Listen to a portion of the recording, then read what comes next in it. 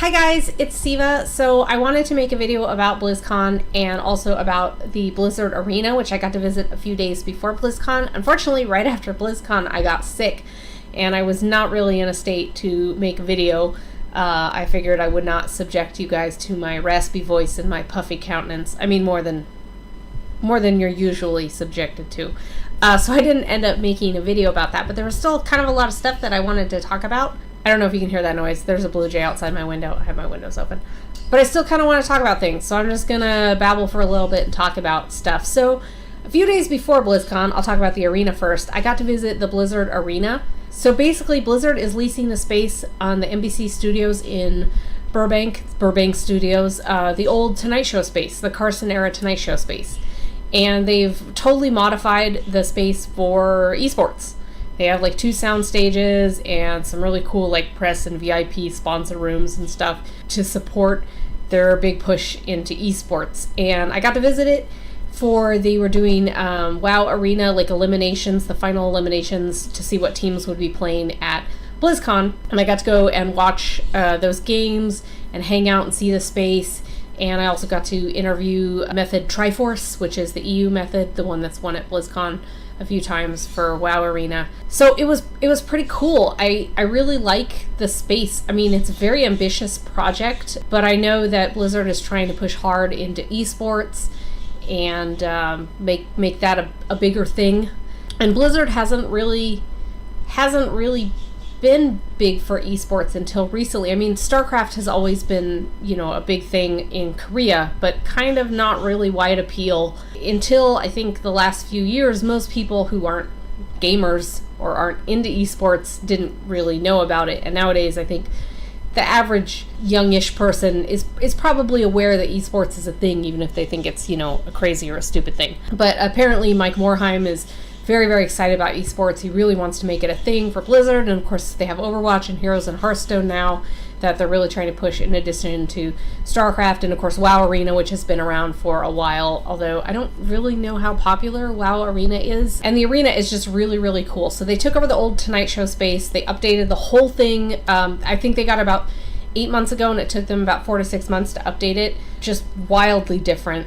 It's really cool because when you first walk in, they have like the old murals of like NBC familiar faces kind of thing, and he was like, oh, they won't let us paint over those, but like, I don't know, it's kind of a cool piece of history. Like, why would you paint over it? So they have 2 sound stages. They have a really big one that has audience space and a desk for casters, and then they have a little one that's just like for casters, I don't know, for maybe commentary, something like that. And then around each of the rooms upstairs, they have private rooms with windows and like mini bars and a table in there and couches and stuff for like sponsors and team owners and VIP, and in my case visiting press to watch the matches from. They have TV screens in there, but you can also like actually see down on the stage, and just very, very cool. And the whole place is decorated with they have big canvas prints from various like esport matches and players and stuff like all over the place, so it has a very, very big feel of the scene. They have like a hall of trophies where you can see all the trophies from the different games. They also have the only Blizzard store that is in person that isn't like temporary at a convention. Like, you can actually walk into a store and browse the shelves and buy items and stuff. The Blizzard Arena has been open to the public a few times. In fact, they've even sold out.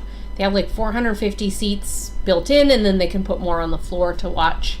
But a lot of the stuff they're not doing in public yet because it is still new and they're still trying to get a feel for it and things like that. And I think I'm going to try to check out some Overwatch League games there because it's a pretty cool space. It really is. In fact, if I haven't been already, I'll try to put like some photos up here on this side of the place. Anyway, so yeah, I got to see that a few days before BlizzCon, and then of course there's BlizzCon, and there's a ton of stuff announced at BlizzCon. I know some people are kind of disappointed, but I thought there was a lot of announcements. Nothing for Diablo, but they told us there would be nothing for Diablo, so I had reasonable expectations in that realm. So nothing that happened at BlizzCon at this point that I'm going to tell you is like news, because you would have read it on the internet 2 weeks ago. But I want to talk a little bit about my thoughts and feelings. So Warcraft first, World of Warcraft. New expansion announcement, classic servers announcement. New expansion, I could not care less about the theme. I give no shits about the Horde versus Alliance drama.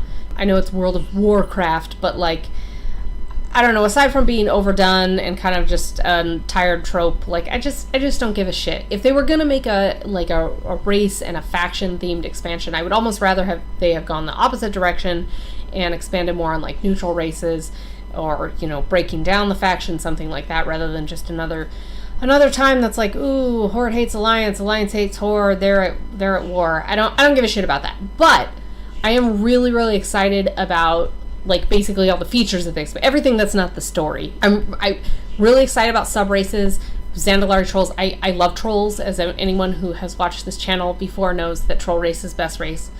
Zandalar is really cool. Got to play that on the demo floor. Just the idea of sub races, people have been asking for that forever, so to have that is really cool. I like the changes to the PvP system, where it's like your flag now, you know, puts you on a shard with other PvPers to encourage natural world PvP, and then it's not like server based, because it is true, like a lot of top raiders are based on PvP servers, so a lot of players gravitate towards those realms for raiding when they actually don't give a shit about PvP. And vice versa, there are people like me, I play on a normal realm because I don't want to PvP on all my characters. I don't want to have to worry about getting ganked when I'm leveling up. I don't really like leveling anymore. I've done it so many times, like I just want to get through it real fast. I don't want to fuck around with being ganked. But I have some other characters that are PvP flagged all the time, but I'm on a PvE realm, so like pretty much never actually get world PvP despite that. So I like that concept. That's very cool. But just a lot of really neat changes, and so I am very excited about all that stuff. Classic servers, I personally do not care about. I played Classic, so the appeal of replaying it is not appealing to me. I know people have asked for it for a very long time. I know that Classic private servers are very popular. I remain skeptical about the longevity of that appeal. I mean, people complain if the final tier of an expansion lasts for a year, because it's old. They want new stuff. I mean, people complain about the gap between expansions. And so, like, it's hard for me to understand why many of those same people want a stagnant server that never changes, right? Like, Classic was good. There were a lot of things about Classic that were really great. And I think a lot of it was just because it was novel. But there were legitimately great things about Classic. And there were also a lot of cool things that we don't have anymore that people miss, and understandably. But I kind of don't see the appeal of freezing the game at anything that never changes, whether it was your favorite expansion or not an expansion or what. So I see a lot of people playing it, but I just kind of don't think the interest will stick around long term. But maybe that's me being skeptical. You know, maybe there are people out there that don't mind playing the same thing forever. I like new stuff, so I'll probably make a dude just because I could, like, you know, relive some of that fun nostalgia feelings, but I'm not super excited about that. But I'm glad they did it, because people have been asking forever, and you know, there has been this problem with private servers. Blizzard has to go after them to protect their intellectual property, or they would lose the ability to fight that long term. That's a legal thing for those of you who aren't familiar with it, but at the same time, like, people really enjoy those, and it's making them sad. So, like, the correct solution really is, well, then Blizzard should offer it. They said for a long time that they weren't going to, and now they are, so great. Moving on, there's a new Hearthstone expansion. I don't really play Hearthstone, but it looks really cool. It's like, get back to like kind of a Dungeons and Dragons feel. That's kind of neat. I do have to say that I really love the Hearthstone, the trailers that they do and stuff like that. The feel of them and the vibe of them and the art style and stuff is really cool. So that was neat to see, even if I didn't, you know, I don't play it. Heroes of the Storm, I'm getting Hanzo and Alexstrasza. I don't really care about either of those too much, but it looks cool. The trailer was good, and I like Heroes of the Storm, so I mean, maybe they're both fun. And Overwatch, you get Moira, who is already live by the time I'm making this video. That's how slow I am. She's great. There's been some debate about her tuning. Like, I've seen a lot of people say that she's super overpowered, and a lot of people saying that, like, she's useless garbage, and there's not a lot of people in between. The jury's out for me, because I think we need to see her played more, and we need to, because a lot of it, you know, people might not know how to play her correctly. So she's probably not as garbage as people think they are. Maybe they're not really finding the right way that she works in, or the right comp she works with. And I don't know about the being crazy overpowered, but maybe. I don't know. We'll see. And the new map, Blizzard World. The new map, first off, I will say is really cool. I really like it. It looks neat. It looks a lot of fun. All the Easter eggs in it. It's just, for anyone who plays multiple Blizzard games, it's just a really, really cool map. It's like the kind of thing that as you explore it, you're smiling because there's so much neat stuff. And they have the Blizzard themed skins, which very, very much asked for and in demand on. And I'm kind of conflicted on those too because they're really cool and I like them. But like kind of one of the things that I liked about Overwatch is that it's sort of its own distinct IP. Like there's not...